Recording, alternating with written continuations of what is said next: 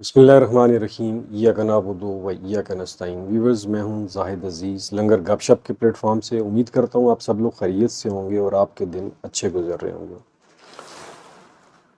दोस्तों, पाकिस्तान की सियासत में दिन ब दिन तब्दीलियां आ रही हैं और आपने बेशुमार न्यूज़ सुनी होंगी, अपडेट सुनी होंगी। स्पेशली जो आइनी तरमीम के ऊपर एक बुरहान बना हुआ है, उसके ऊपर मुख्तलिफ तज्ज़िये आपने देखे होंगे कि हुकूमत क्या करना चाह रही है, क्यों करना चाह रही है। हुकूमत की इंटेंशंस आपके सामने हैं।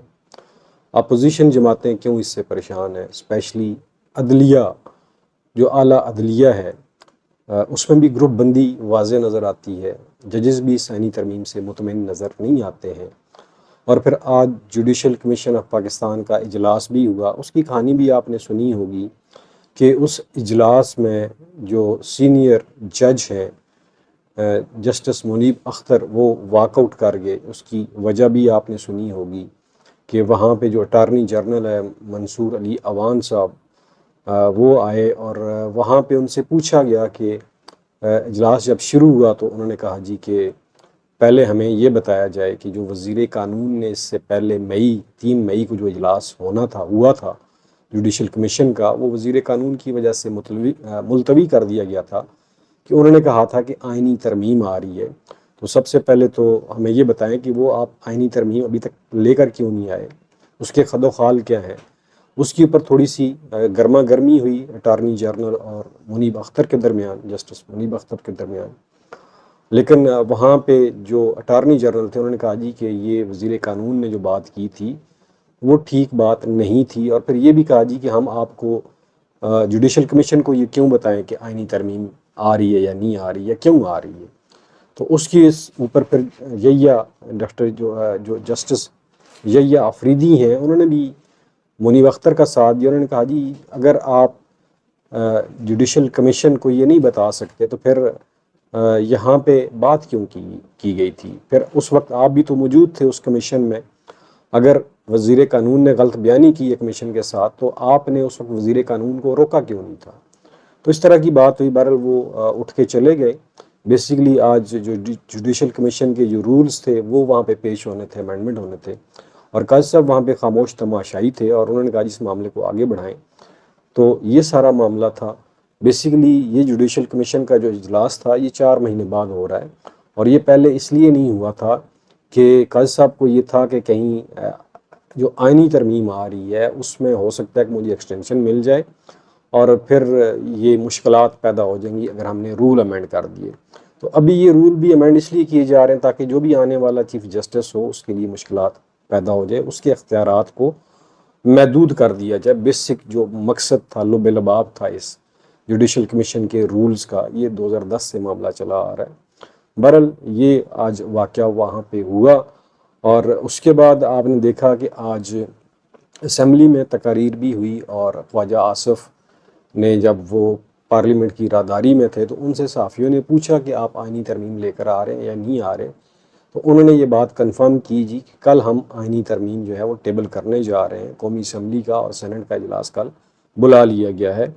एक तरफ तो वज़ीर कानून कल तक ये कह रहे थे कि किसी किस्म की कोई आइनी तरमीम नहीं आ रही है, और अब ये अचानक, तो इससे हुकूमत की जो बदनीति है उसका पता चलता है कि हुकूमत जो है कि जो अज़ाइम है वो सिर्फ ये है कि हम बांग्लादेश मॉडल को ना चाहते हुए भी फॉलो करें, ताकि हर तरफ हमारा अपना बंदा बैठा हुआ हो। जिस तरह इलेक्शन कमीशन में उनका बंदा बैठा हुआ है, आला अदलिया में काजी फायद साहब बैठे हुए हैं, पुलिस में है, और फ़ौज में तो आप जानते ही हैं कि आर्मी चीफ को उन्होंने लगाया था।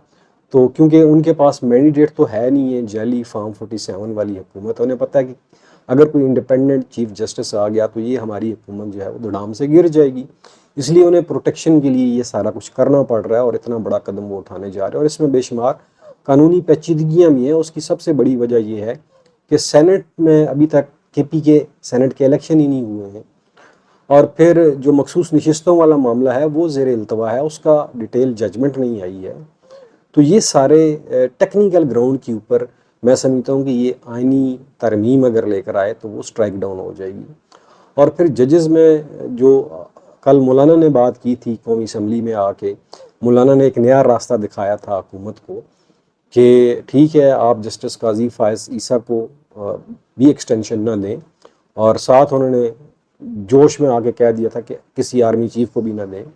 बहरहाल एक नया रास्ता जिसके ऊपर मेरे ख्याल में पहले से उनकी बात हो चुकी थी गवर्नमेंट से कि आईनी तरमीम ऐसी लेकर आएँ कि उसमें हुकूमत के पास कुल्ली इख्तियार आ जाए कि वो जिस मर्जी आदमी को चाहे चीफ जस्टिस बना दे, बेशक वो 5वें नंबर के ऊपर है। यानी कि सीनियरिटी को बाईपास कर दिया जाए और हुकूमत के पास एक कुल्ली इख्तियार आ जाए कि हुकूमत अपनी मर्जी का चीफ जस्टिस बना दे। यानी कि जो काम उन्होंने काजी फायज ईसा से एक्सटेंशन दे के लेना था, वो आप अपनी मर्जी के और भी तो जज हैं, उनको किसी को लें और अपना काम पूरा कर लें, आपके मैंडेट की वो हिफाजत करे जितना अरसा भी रहे। तो ये बाल कल करवाई थी मौलाना फजल रहमान ने, लेकिन ये हुकूमत की इजाज़त से मौलाना ने ये गूगली करवाई थी। और मेरे ख्याल में इन लाइंस की हुकूमत के ऊपर हुकूमत ऑलरेडी सोच रही थी। और काजी फायज ईसा साहब की जो एक्सटेंशन थी, वो काजी साहब को भी पता है कि मेरे साथ तो जजेस हैं नहीं है ऑलरेडी, मेरे अपनी कोर्ट के जजेस मेरे साथ नहीं है, और फिर इस्टेब्लिशमेंट भी नहीं चाहती कि काजी साहब की एक्सटेंशन हो। इस्टेब्लिशमेंट का भी ये मुद्दा है कि कोई ऐसी तरमीम पेश की जाए जिसमें कुल्ली इख्तियार हुकूमत के पास आ जाए, और हुकूमत तो इस्टेब्लिशमेंट के मुताबिक है, और फिर इस्टेब्लिशमेंट जिस तरह चाहेगी हुकूमत से अपनी मर्ज़ी का चीफ जस्टिस लगवा लेगी। जो मसलन अमीनुद्दीन का नाम आ रहा है, और जस्टिस अमीनुद्दीन और जस्टिस मंदोखेल का नाम आ रहा है, और ये वो जजेस हैं जिन्होंने सिविलियन का ट्रायल जो है फ़ौजी अदालतों में जायज़ करार दिया है। तो ये सूट करते हैं सिस्टम को।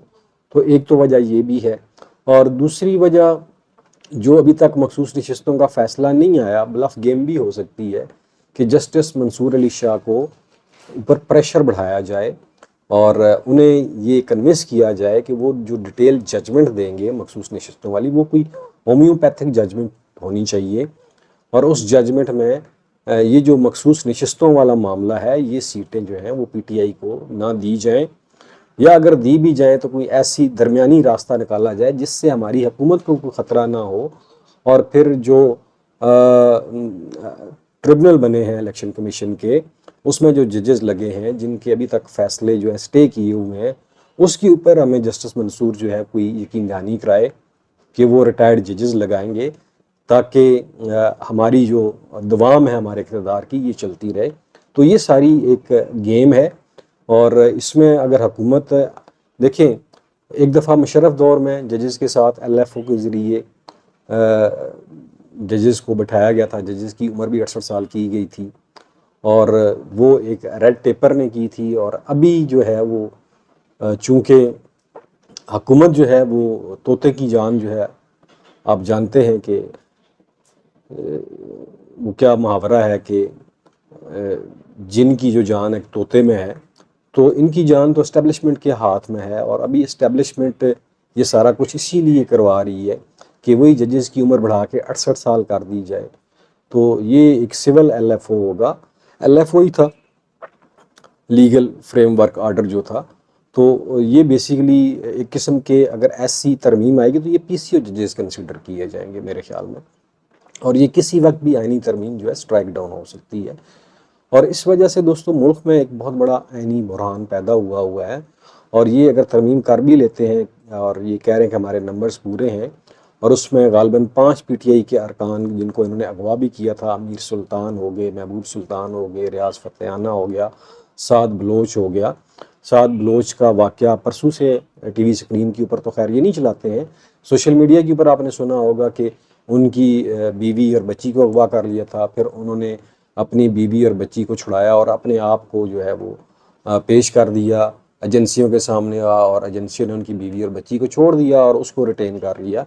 तो ये सरेआम हो रहा है। और फिर एक तरफ आर्मी कहती है कि हम सियासत में मुलव्वस नहीं है, तो क्या एजेंसियां जो हैं ये आर्मी का हिस्सा नहीं है? तो फिर DGA-SPR की तो छतरोल इसीलिए होती है ना, उनके बयानों के ऊपर इसीलिए लोग तिया पांचा कर देते हैं कि आप जो कह रहे हैं वो सरासर झूठ के ऊपर मबनी है। एक तरफ तो आप कहते हैं कि फ़ौज किसी की तरफदार नहीं है, और दूसरी तरफ सरेआम आप इस तरह की हरकतें करते हैं, जिस तरह पार्लियामेंट के ऊपर हमला किया गया, और वो आपके सामने है। वो हमले और नकाबपोश कौन लोग थे, किन्होंने किया है? पाकिस्तान की तारीख में पहली दफ़ा हुआ है कि कौमी असम्बली के ऊपर हमला किया गया। वेयर एज ये काम नून लीग के हिस्से में आना था। इससे पहले पंजाब असम्बली में भी पुलिस घुसी थी, आपको याद होगा, जब ये क्या नाम है, शहबाज शरीफ के जो बेटे थे हमज़ा शरीफ, वो चंद दिनों के लिए वज़ीर आला बने थे, तो उस वक्त भी पंजाब पुलिस जो है वो पंजाब असम्बली में घुसी थी, ये वाक़या भी हुआ था। और फिर जो आला अदलिया के ऊपर, सुप्रीम कोर्ट के ऊपर अटैक हुआ था, वो भी नवाज शरीफ के दौरे हुकूमत में हुआ था, जहाँ जजेस को अपने कमरे छोड़ के भाग के जान बचाना पड़ी थी। तो ये सारे काले स्याह करतूत जो हैं ये नून लीग के हिस्से में आते हैं। और नून लीग सिर्फ और सिर्फ दोस्तों अपने इक़्तिदार की हवस है उन्हें।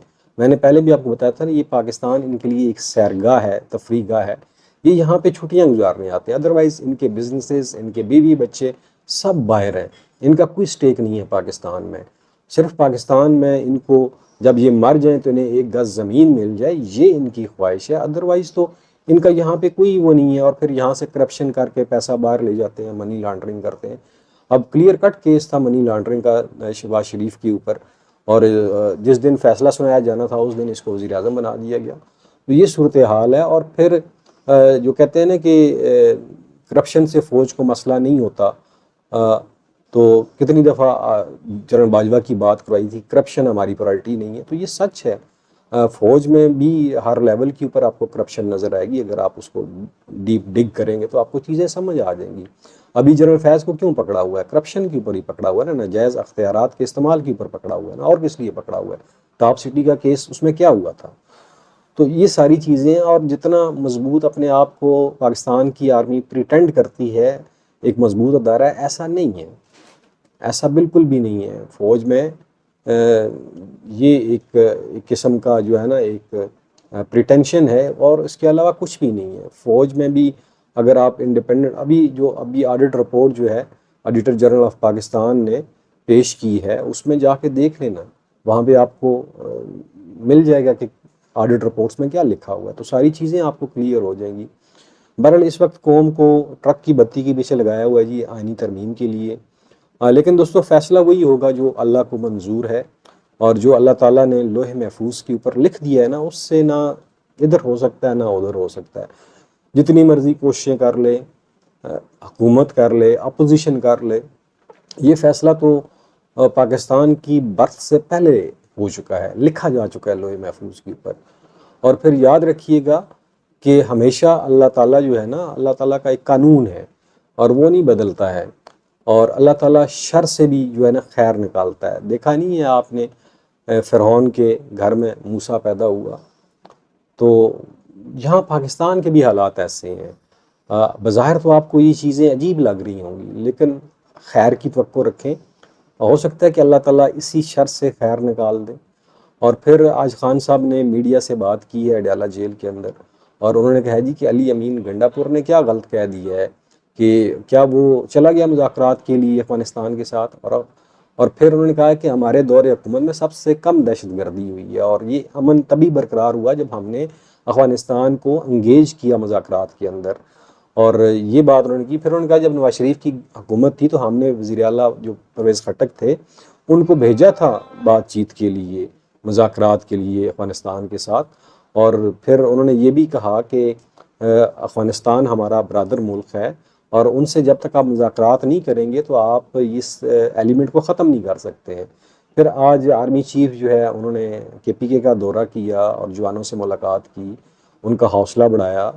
और फिर दोस्तों एक पहलू ये भी आप नज़र में रखें, जिस तरह KPK पुलिस कहती है कि हम जिस आदमी को दहशतगर्द को पकड़ते हैं तो एजेंसियों वाले कहते हैं, आर्मी कहती है ये हमारा बंदा है, हमारा मुखबर है, इसको छोड़ दें। तो आपको याद होगा कि कुछ दिन पहले या महीना 2 महीने पहले एक एक्शन प्लान बनाया गया था कि KP में ऑपरेशन होने जा रहा है। तो उसके ऊपर तमाम सियासी जमातों ने मुखालफत की थी, और जिसके ऊपर DGI इस्पियार ने गिला भी किया था। तो ये सूरत हाल जो पैदा हो रही है, ये भी हो सकता है कि एक जवाज़ बन जाए और फिर यहाँ पे ऑपरेशन लॉन्च कर दिया जाए। तो ये इस एंगल से भी चीज़ों को देखने की ज़रूरत है, क्योंकि हर चीज़ जो है ना वो इस वक्त हमारी जो इस्टेब्लिशमेंट है उसके कंट्रोल में है। और जिस तरह आज दिन तक पाकिस्तान में जितनी भी आइनी तरमीम हुई हैं उसमें इस्टेब्लिशमेंट का बड़ा रोल रहा है, क्योंकि वोटों के हेर फेर में, बंदों को तोड़ने में, चाहे वो पीटीआई के दौर में लेजिस्लेशन हुई हो या किसी और गवर्नमेंट में लेजिस्लेशन हुई हो, वो स्टैब्लिशमेंट की मर्जी के बगैर उसकी विल के अगेंस्ट नहीं हो सकती, ना ही हुई है। ये हमें हिस्ट्री यही बताती है। कोई ऐसी पार्लियामेंट बता दें जिसने बिल्कुल फ्री और इंडिपेंडेंट लेजिस्लेशन की हो, आईनी तरमीम की हो। 18वीं तरमीम आपके सामने है, फिर 19वीं तरमीम आपके सामने है। ये देखें, पाकिस्तान में ना 3 ही स्तून है, 4 स्तून कहते हैं, बल्कि हकीकत में 3 स्तून है। लेकिन उन 3 स्तूनों में भी सबसे ताकतवर स्तून है, जो डोमिनेंट है, वो है आपकी इस्टेब्लिशमेंट है। उसकी मर्जी के बगैर यहाँ पे कुछ नहीं होता, ना कोई कर सकता है। अगर कोई ऐसी कोशिश भी करता है तो उसे स्ट्राइक डाउन कर दिया जाता है। और सबसे जो वीक इंस्टीट्यूशन है इस वक्त पाकिस्तान के अंदर, वो आपकी अदलिया है, क्योंकि अदलिया के सरबराह अपने जजेस के साथ खड़े ही नहीं है। वो ये चाहते ही नहीं है कि हमारी जुडिशरी जो है वो इंडिपेंडेंट काम करे।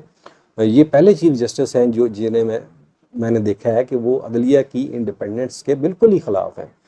और वो ये समझते हैं कि जो पार्लियामेंट है वो सुप्रीम होती है, और फिर उसी सुप्रीम पार्लियामेंट के ऊपर हमला किया जाता है, और उनकी कोई एक लाइन भी नहीं आती इसके ऊपर। तो ये एक डबल स्टैंडर्ड है हमारी अदलिया के अंदर भी। हमारे चीफ जस्टिस जो हैं, कल उन्होंने मीडिया को भी बुरा भला कहा, गालियाँ भी दी, सारा कुछ किया, लेकिन मीडिया तो हकीकत जो होती है वही बयान करता है ना, अपने पास से तो कोई मिर्च मसाला नहीं लगाता है।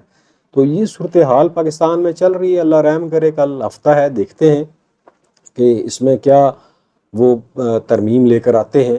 लेकिन ये तरमीम जो भी होगी, याद रखिएगा कि ये तरमीम वैलिडेट नहीं हो पाएगी। इसको अदलिया स्ट्राइक डाउन करेगी, अदलिया में बड़ा सख्त रिएक्शन आएगा, जजेस डिवाइड हो जाएंगे, और फिर ये मेरे ख्याल में कल जो कुछ ये करने जा रहे हैं ये नहीं हो पाएगा उस वक्त तक, जब तक ये पहले अदलिया के जजेस की तादाद नहीं बढ़ाएंगे। अगर उससे पहले ये कुछ करेंगे तो वो बाउंस बैक हो जाएगी। बहरहाल हमारे अदारों को सोचना चाहिए जी पाकिस्तान के हालात के बारे में, और अपनी अना की तस्कीन के लिए मादरे वतन को तबाह नहीं करना चाहिए। इस वक्त ये बेआईने पाकिस्तान बना हुआ है, इसमें कोई आइन नाम की कोई चीज़ नहीं है, किसी को कोई प्रोटेक्शन नहीं है। तो ये सूरत हाल है। बहरहाल खान साहब का मिलिट्री ट्रायल के हवाले से उनकी जो बहन अलीमा ख़ान है, उन्होंने बड़े कंसर्न शो किए हैं कि जनरल मुर्सी की तरह, जिस तरह उसे जेल में मारा गया, इसी तरह खान साहब को भी मिलिट्री कस्टडी में दे दिया जाएगा। और मुर्सी की तरह जो है, जनरल मुर्सी मिस्र के जो मुर्सी थे, सदर जो थे, उनकी तरह कहीं इन्हें भी वहाँ पे ख़त्म ना कर दिया जाए। और फिर इस्लामाबाद हाई कोर्ट में जो रिट पिटीशन दायर हुई है इनकी हवालगी के हवाले से, उसके ऊपर देखें क्या फ़ैसला आता है। अभी तक तो कोई फ़ैसला नहीं आया है, लेकिन मेरे ख्याल में कुछ MNAs जो हैं वो भी कहते हैं कि हमें सेक्टर कमांडर ने बताया है मुख्तलिफ कि खान साहब को रास्ते से हटा दिया जाएगा। अगर ऐसा किया गया तो फिर पाकिस्तान एक बहुत बड़े बुरान का शिकार हो जाएगा।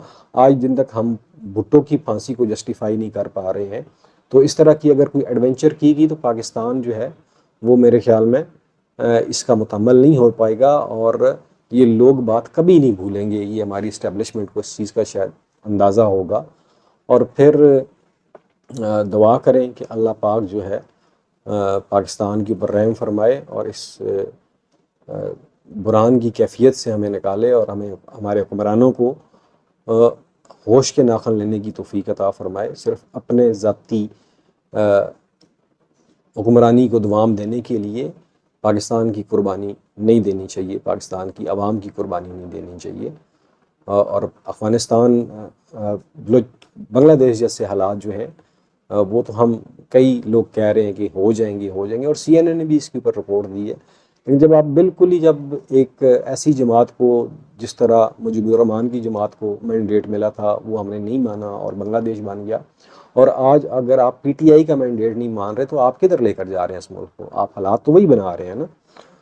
बहरहाल जी, बातें काफ़ी हो गई। इंशाल्लाह अगले व्लॉग में मज़ीद डिटेल आपके साथ शेयर करेंगे। आखिर में अपना और अपने प्यारों का ख्याल रखिएगा। मुझे दीजिए इजाज़त। पाकिस्तान पाइंदाबाद।